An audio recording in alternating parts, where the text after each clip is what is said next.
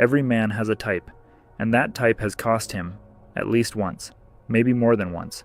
You told yourself it was bad luck, wrong timing. She wasn't who you thought she was. But here's what you never admitted out loud. The face changed. The name changed. The story changed. The pattern never did. Which means the problem was never her. It was the part of you that kept opening the same door, expecting a different room. Nobody warns you about this. Nobody sits you down and explains that attraction isn't random, that you don't fall for women by accident. You fall for the ones who match the emotional frequency you were raised on. If instability felt like home growing up, instability will feel like love as an adult. If affection was something you had to earn as a child, you will spend your adult years pursuing women who make you earn it again and again. Your nervous system doesn't know the difference between familiar and healthy. It only knows what it recognizes. And what it recognizes, it calls chemistry. So the man who grew up in chaos will call anxiety excitement. He'll mistake emotional unavailability for depth. He'll confuse the push and pull for passion. And he'll repeat the cycle, each time convinced that this one is different. She's not different. He just hasn't changed yet. And that single realization, when it finally lands, hits harder than any breakup ever did. Here's what makes it worse. You're not choosing these women consciously. You think you are. You think you're being selective, reading the signs, making better decisions than last time. But the selection is happening below the surface, in the part of you that was shaped long before you were old enough to make choices. That part of you doesn't want what's good for you. It wants what's familiar. And familiar, for most men, has a very specific face. It's the woman who keeps you slightly off balance, the one who makes you feel like you have to prove something, the one who gives just enough to keep you invested and pulls back just enough to keep you hungry. You've been there. You know exactly what that feels like. And the frightening part, it felt more real than anything stable you ever had. Now here's the turn most men never see coming. When a genuinely solid woman enters the picture, patient, honest, emotionally available, calm, it doesn't feel like relief. It feels wrong. Not because she is wrong, because your internal system isn't calibrated for peace. It's calibrated for the storm. You've been running on high volatility relationships for years. The highs of being chosen, the lows of being withdrawn from.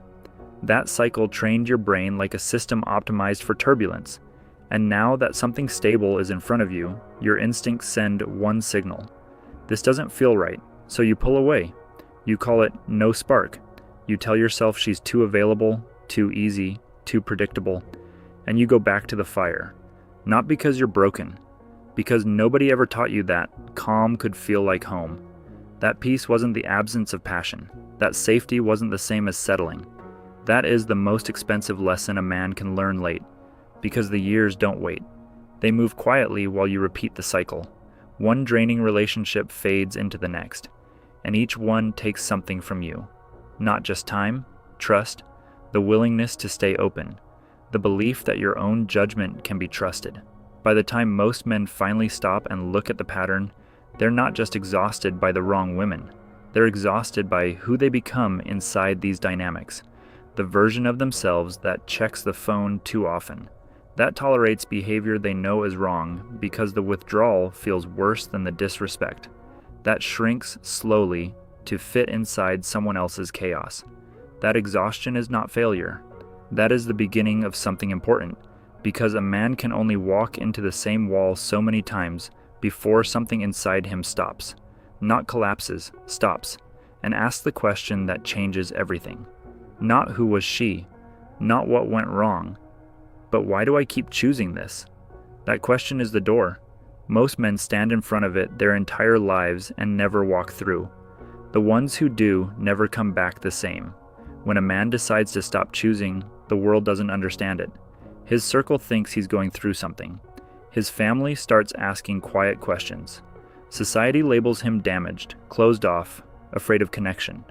But here is what is actually happening in that silence. He is meeting himself. Possibly for the first time without a performance running in the background. Without a woman to fix or impress or chase or decode, there is no audience. And without an audience, the act ends. And when the act ends, the real person underneath it starts to surface. He begins to understand what he actually values, not what he was conditioned to pursue. He notices what energizes him and what quietly drains him. He builds habits, disciplines, and a sense of direction that belongs entirely to him. This is not loneliness dressed up as growth. This is the actual process of becoming someone worth choosing. And here's the part that surprises men most when they reach this stage. The neediness disappears. Not the desire for connection. That stays. But the low-frequency signal of emotional scarcity, the one that broadcasted, "I need someone to feel complete," that goes quiet. And need, invisible and unspoken, was the very thing that attracted the wrong women in the first place. Women who feed on dependency sensed it like a signal in a dark room. They moved toward it because they knew how to use it. But when the signal goes dark, so does their interest. And something shifts in what you attract. Different women begin to appear in your orbit, not because you changed your external profile, because you changed what you radiate. The woman with patience recognizes the man with peace. The woman with depth is drawn to the man with stillness. You don't find the right person by searching harder. You find her by becoming someone she can identify as safe. And that is something no strategy, no technique, no self-improvement framework can manufacture. It only comes from doing the actual internal work.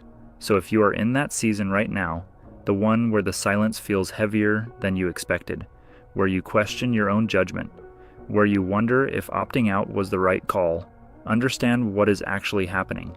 You are being recalibrated. Every wrong woman you chose revealed something.